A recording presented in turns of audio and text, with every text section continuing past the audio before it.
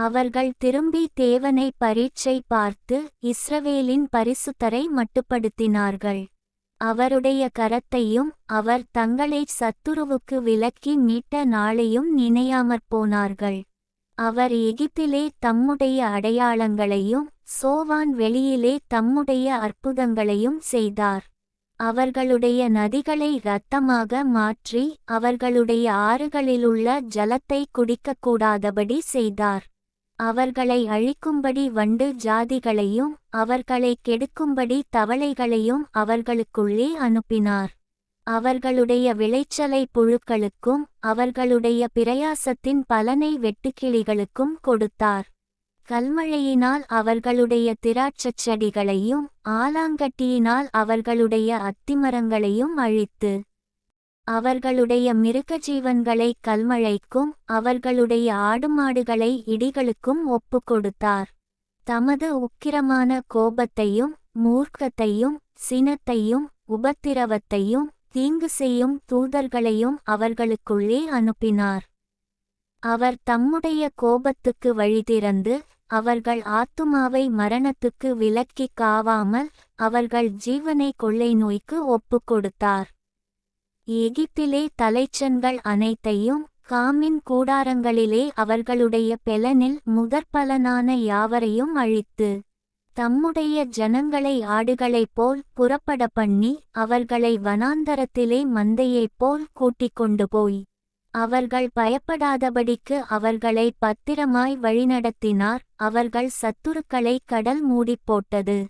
அவர்களை தமது பரிசுத்த ஸ்தலத்தின் எல்லை வரைக்கும் தமது வலதுகரம் சம்பாதித்த இந்த பர்வதமட்டுக்கும் அழைத்து கொண்டு வந்து அவர்கள் முகத்திற்கு முன்பாக ஜாதிகளை துரத்திவிட்டு தேசத்தை நூல் போட்டு பங்கிட்டு அவர்களுடைய கூடாரங்களில் இஸ்ரவேலின் கோத்திரங்களை குடியேற்றினார்.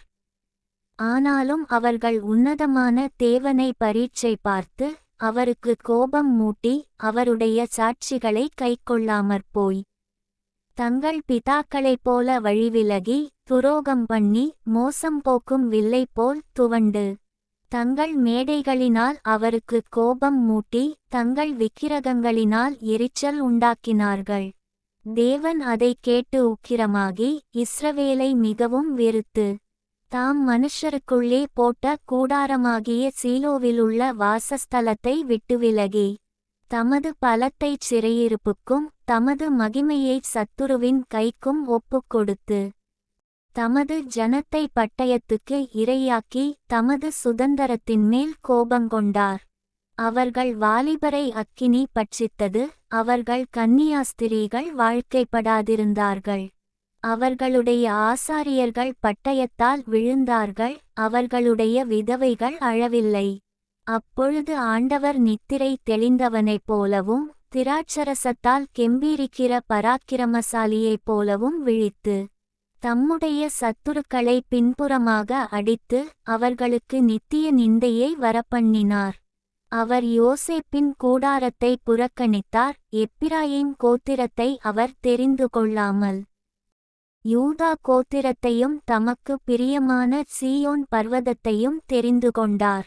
தம்முடைய பரிசுத்த ஸ்தலத்தை மலைகளைப் போலவும் என்றைக்கும் நிற்கும்படி தாம் அஸ்திபாரப்படுத்தின பூமியைப் போலவும் கட்டினார்.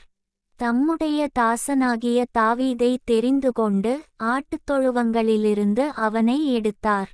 கரவலாடுகளின் பின்னாகத் திரிந்த அவனை தம்முடைய ஜனமாகிய யாக்கோபையும் தம்முடைய சுதந்தரமாகிய இஸ்ரவேலையும் மேய்ப்பதற்காக அழைத்து கொண்டு வந்தார்.